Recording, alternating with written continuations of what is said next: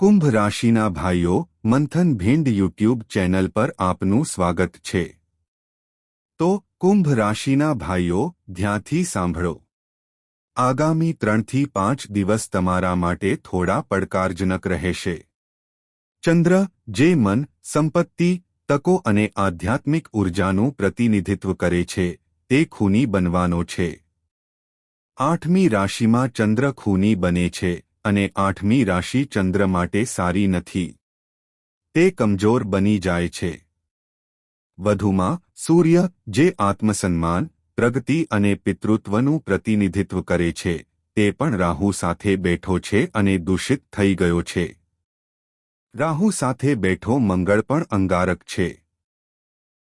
આનો અર્થ એ છે કે જીવનમાં પ્રગતિ લાવનારા, પ્રગતિની તકો પૂરી પાડનારા, દુઃખમાંથી મુક્તિનો માર્ગ મોકળો કરનારા ગ્રહો આ સમયે અનુકૂળ સ્થિતિમાં નથી। તેઓ પ્રતિકૂળ છે। આ એવો સમય અને સમયગાળો છે જ્યારે તમારે ખૂબ જ ગંભીરતાથી નિર્ણયો લેવા પડશે। ભૂલો ચોક્કસપણે થશે, પરંતુ તેમને 100% ટાળવા ખૂબ મુશ્કેલ છે। એવું કહેવાય છે કે વિનાશના સમયમાં બુદ્ધિ વિરુદ્ધ દિશામાં કામ કરે છે। જ્યારે સમય પ્રતિકૂળ અને પ્રતિકૂળ બને છે, ત્યારે બુદ્ધિ પણ એ જ રીતે કાર્ય કરવાનું શરૂ કરે છે। ખોટો વ્યક્તિ સહાનુભૂતિશીલ દેખાય છે અને પોતાનું શોષણ કરવા દે છે। તે પોતાની સંપત્તિ, પોતાની શક્તિ, પોતાનું ધન, પોતાનું સન્માન બધું જ પોતાના હાથે વેડફી નાખે છે।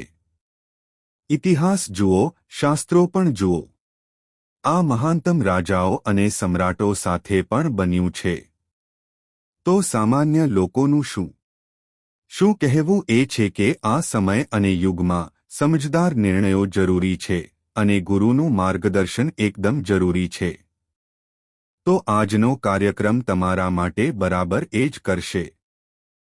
અમે આ કાર્યક્રમ સંપૂર્ણ ગ્રહ વિશ્લેષણ, ગોચર, તમારા મૂડ, તમારી આંતરિક સ્થિતિ અને તમારા મનમાં શું ચાલી રહ્યું છે તેના આધારે બનાવ્યો છે। અમે સતત તમારો અભ્યાસ કરીએ છીએ, તમારી રાશિને સમજીએ છીએ અને સમજીએ છીએ કે હાલમાં તમારામાં કયા સંજોગો પ્રવર્તી રહ્યા છે। અમે આ કાર્યક્રમ આના આધારે બનાવ્યો છે અને યાદ રાખો કે સમય ક્યારે સરખો હોતો નથી। તે દ્વિજ ભાવમાં ફરે છે। હા, એ સાચું છે કે ક્યારેક એક પ્રકારના સમયની, એટલે કે સારા સમયની, તીવ્રતા વધુ હોય છે। ક્યારેક નબળા સમયની તીવ્રતા વધુ હોય છે। અંધકારની તીવ્રતા વધુ હોય છે। પણ ત્યાં પણ તેજ છે। આનો અર્થ એ છે કે ગ્રહો અનુસાર નકારાત્મક પરિસ્થિતિઓ એ જ હાજર હોય છે। પરંતુ તેમ છતાં ગુરુનો ટેકો છે। ગુરુ ગ્રહ ત્રીજી રાશિમાં। સૂર્ય અને મંગળ બંને રાહુ સાથે ગ્રહ સંબંધમાં છે, પરંતુ તેઓ મિત્રો છે। રાજા અને સેનાપતિ સાથે છે। આનો અર્થ એ છે કે તમારી બુદ્ધિ સતર્ક રહેશે। તમને ચોક્કસપણે ટેકો અને સહયોગ મળશે। તેથી જ્યારે એક તરફ નકારાત્મકતા છે, ત્યારે બીજી તરફ તકો છે। હોશિયારી વસ્તુઓને સમજવા અને સમજવામાં રહેલી છે।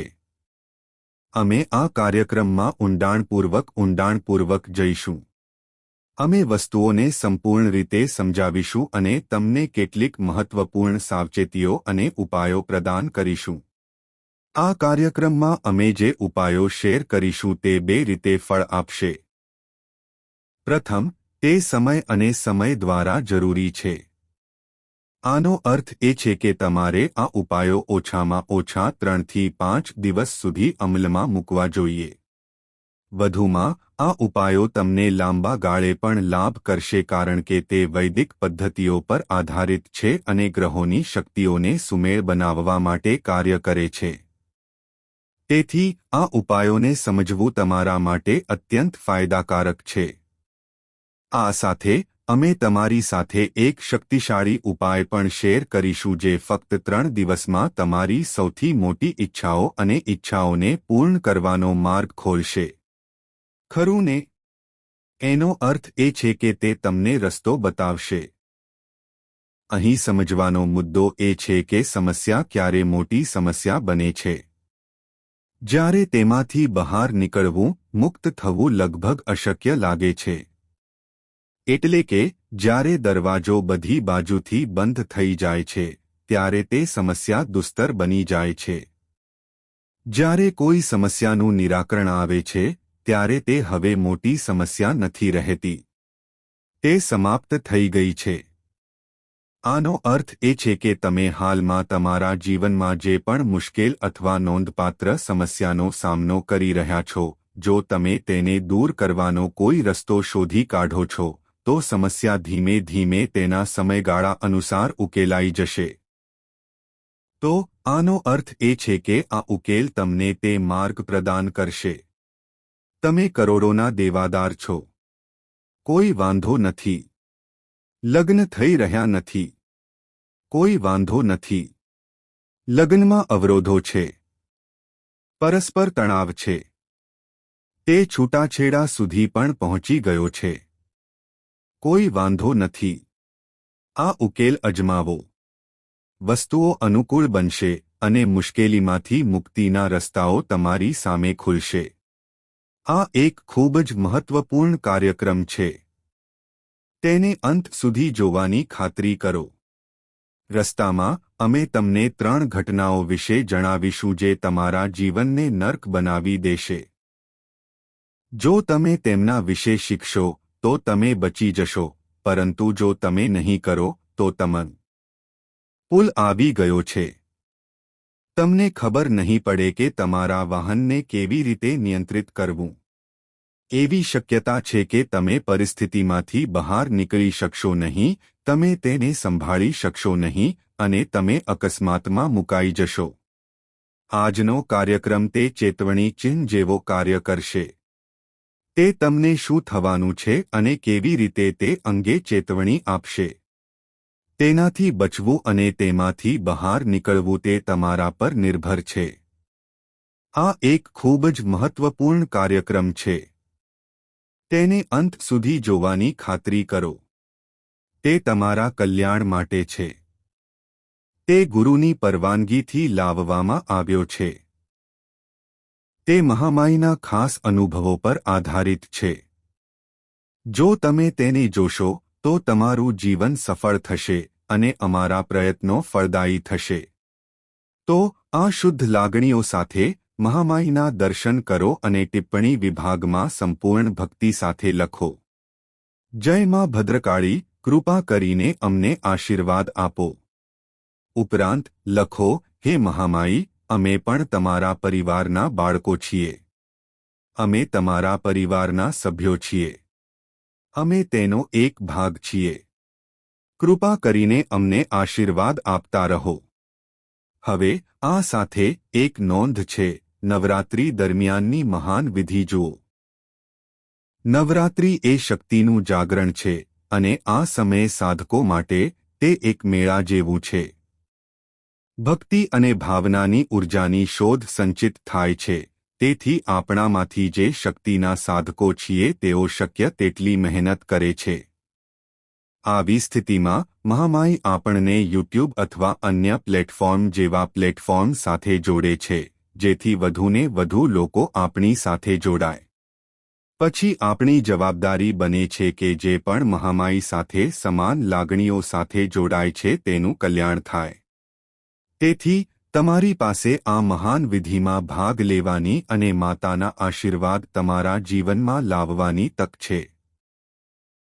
કૃપા ગમે તે રીતે આવશે, ચિંતા કરવાની જરૂર નથી, પરંતુ આ વિધિ માધ્યમ બની જાય છે. તો જો તમે ભાગ લેવા અને આશીર્વાદ મેળવવા માંગતા હો તો તમે કેવી રીતે ભાગ લેશો? તમારે કયા કાર્યો કરવાની જરૂર પડશે? વિધિમાં તમારે શું કરવું પડશે? અમે બધું વિગતવાર સમજાવીશું. નંબરો વિડીયોમાં છે. આ નંબરો પર કોલ કરો અને તમને બધી વિગતવાર માહિતી પ્રાપ્ત થશે. તમારે પણ 9 દિવસ માટે એક નાની વિધિ કરવી પડશે. આ નવરાત્રિ 8 દિવસ માટે છે. તો તમારે 8 દિવસ માટે એક નાનો ધાર્મિક વિધિ કરવી પડશે. ઠીક છે. તેનાથી તમારા ઘરમાં શક્તિ કેન્દ્રિત થશે. મહામાયની શક્તિ જાગૃત થશે. ઠીક છે. તો તમે અત્યાર સુધી બધું સમજી ગયા. આ એક જાણીતું નામ છે. પૂજ્ય ગુરુદેવના આધ્યાત્મિક વ્યવહાર અને જ્યોતિષશાસ્ત્રના અનુભવો ખરેખર દૈવી છે. હા, જેમની કુંડળી પૂજ્ય ગુરુદેવે વિશ્લેષણ કર્યું છે અને સચોટ ઉકેલો આપ્યા છે અને મહામાયીમાં બગલામુખીના વિશેષ આશીર્વાદ છે, તેમના જીવનમાં સકારાત્મક ફેરફારો જોવા મળ્યા છે. સમસ્યા ગમે તેટલી મુશ્કેલ હોય, ઉકેલ મળી ગયો છે. હવે જો તમે પણ તમારા જીવનમાં કોઈ મોટી સમસ્યા જેમ કે વધતા દેવા, વ્યવસાય અને કામમાં સ્થગિતતા, સંબંધોમાં તણાવ અને તમારું આખું જીવન નકારાત્મકતાથી ભરેલું છે, તો આ યોગ્ય સમય છે કે તમે કોઈ મહાન ગુરુ પાસેથી માર્ગદર્શન મેળવો અને તમારા જીવનના અંધકારનો અંત લાવો અને દૈવી પ્રકાશ તરફ આગળ વધો. વિડિયોમાં આપેલા નંબરોનો તાત્કાલિક સંપર્ક કરો અને પૂજ્ય ગુરુદેવ દ્વારા તમારી કુંડળીનું વિશ્લેષણ અને ઉકેલ કરાવો. વિલંબ કરશો નહીં. તમારા દેવતાઓના આશીર્વાદથી આ તક તમારી પાસે આવી છે. તેને ચૂકશો નહીં. હમણાં જ કોલ કરો અને ગુરુદેવનું માર્ગદર્શન મેળવો. મહામાઈ તમને આશીર્વાદ આપે. આભાર. તો જુઓ, ચંદ્ર મનુષ્ય પાસે જાય છે. ચાલો ચંદ્રથી શરૂઆત કરીએ. ચાલો તમારા મનથી શરૂઆત કરીએ. ચાલો તમારી સંપત્તિથી શરૂઆત કરીએ. નાણાકીય બાબતોમાં અવરોધો, પૈસાનો પ્રવાહ ખોરવાશે. નકામા ખર્ચ થશે. અચાનક મોટો ખર્ચ થશે. જો તમારી પાસે પૈસા બચેલા હોય અથવા તે પહેલાથી જ આવી ગયા હોય અને જો તમારા પૈસા ક્યાંકથી આવવાના હોય તો તે આગામી 3 થી 5 દિવસ માટે અવરોધિત રહેશે. પૈસા નહીં આવે. કોઈએ ઉધાર લીધા છે અને વચનો આપશે પણ ચૂકવશે નહીં. તમે રાહ જોશો પણ તમને તે મળશે નહીં. તો આવી પરિસ્થિતિમાં તમારે શું કરવું જોઈએ? તમારા પૈસા સુરક્ષિત રાખો. હા, નકામા ખર્ચ થશે. હવે ગમે તેટલા ખર્ચ થાય, તમારે તે સહન કરવા પડશે. તે એવી વસ્તુ નથી જેને તમે ટાળી શકો. જો તમને કોઈ બીમારી થાય, ખામી હોય અથવા કંઈક થાય તો પૈસા ખર્ચ થશે. હવે તમે તેના વિશે શું કરી શકો છો? આ સંદર્ભમાં તમે તમારા નકામા ખર્ચ, કોઈપણ વૈભવી વસ્તુઓ, કોઈપણ બિનજરૂરી વસ્તુઓ જે તમે ફક્ત તમારા પોતાના આનંદ માટે ખરીદવા માંગો છો તેને મર્યાદિત કરી શકો છો. આવી પરિસ્થિતિઓમાં થોડી સાવધાની રાખો. તમારા પૈસાને નિયંત્રિત કરવાનો પ્રયાસ કરો. યાદ રાખો કે જીવનમાં ગૌરવ હોય છે. જ્ઞાન એક ગૌરવ છે. ધન એક મહિમા છે. સારી સમજ એક મહિમા છે. સંબંધો પણ એક મહિમા છે. એટલે કે ભગવાન જે કંઈ આપે છે તે પ્રસાદ, આશીર્વાદ છે. જ એવું હોવું જોઈએ. ખરું ને? સરળ ભાષામાં આ રીતે સમજાવી શકાય છે. ભગવાન વિશે આવી ચર્ચાઓ યોગ્ય નથી લાગતી, પણ શું કરી શકાય? ઉદાહરણ તરીકે, વેદોમાં જટિલ જ્ઞાન છે, જેને સરળ બનાવીને પુરાણોમાં વાર્તાઓ દ્વારા રજૂ કરવામાં આવ્યું છે જેથી દરેક માટે રસ ઉત્પન્ન થાય. જ્ઞાન રસપ્રદ બને છે. કંઈક આવું. તો મારો કહેવાનો મતલબ એ છે કે તમારા પૈસાની સંભાળ રાખો. બીજું, તમારા મનની સંભાળ રાખો. તમારા મનમાં નકારાત્મક લાગણીઓ વધશે. જૂની ભૂલો અને જૂની વાતો એક ક્ષેત્ર બનાવશે. અપરાધભાવની લાગણીઓ વધશે. નકારાત્મકતા વધશે. તમે વિચારોમાં ડૂબી જશો. તમે વધુને વધુ નકારાત્મક બનશો. તેથી તમારે આવી પરિસ્થિતિ ટાળવી પડશે. તમારે એકલતા ટાળવી પડશે. જુઓ, એકલા રહેવું ખરાબ વાત નથી. એકલા રહો. પરંતુ જ્યારે તમે એકલતા અનુભવવા લાગે ત્યારે એવી વ્યક્તિ સાથે બેસો જે તમારા સહાનુભૂતિશીલ હોય, તમારા પોતાના હોય, તમારા સાચા મિત્ર હોય અને તેમની સાથે સમય વિતાવો. હા, સામાન્ય રીતે આપણે કહીએ છીએ કે એકલા રહો, ઓછું બોલો. પરંતુ હવે આપણે કહી રહ્યા છીએ કે તમારે એવી વ્યક્તિ સાથે થોડો સમય વિતાવવો જોઈએ જે તમારા સહાનુભૂતિશીલ હોય. જો તમને કંઈ સમજાતું નથી તો મંદિરમાં જાઓ. ભગવાનની સામે બેસો. તેમની સાથે સંબંધ બનાવો. તેમને તમારા પિતા, મિત્ર, માતા બનાવો અને તમારા વિચારો તેમની સમક્ષ વ્યક્ત કરો. તમારા મન પરનો ભાર હળવો કરવાનો પ્રયાસ કરો. બીજું, તમારા જીવનમાં કોઈપણ નકારાત્મક કાર્યો અથવા સમસ્યાઓ માટે તમે જવાબદાર છો. આ સાચું છે. પરંતુ દોષ તમારા પર ન લો. એટલે કે બિનજરૂરી દોષ ટાળો. લોકો તમારા પર આરોપ લગાવી શકે છે, તમારું અપમાન કરી શકે છે અને તમારી નિંદા કરી શકે છે. પરંતુ જો તમે તમારા સત્યમાં અડગ છો કે તમારામાં કોઈ ખામી કે ખામી નથી, તો તમારી જાતને ત્રાસ આપશો નહીં. નકારાત્મક વિચારોને તમારા પર હુમલો ન કરવા દો. તમારા આત્મવિશ્વાસને જીવંત રાખો. સૌથી સારી વાત એ છે કે વહેતા પાણીને જુઓ.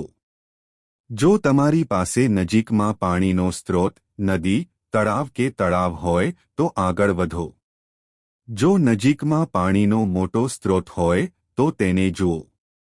જો બીજું કંઈ નહીં તો તમારા મોબાઈલ ફોન પર વહેતા પાણી અથવા કુદરતી દૃશ્યનો ફોટો અથવા વિડિયો ડાઉનલોડ કરો અને તેને જુઓ. આ સાથે રાત્રે ચંદ્રનું અવલોકન કરો. આ તમારા માટે અત્યંત શુભ રહેશે. ઉપરાંત તમારી દિનચર્યા ગોઠવવાનો પ્રયાસ કરો. તમારા રોજિંદા કાર્યો સમયસર પૂર્ણ કરવા.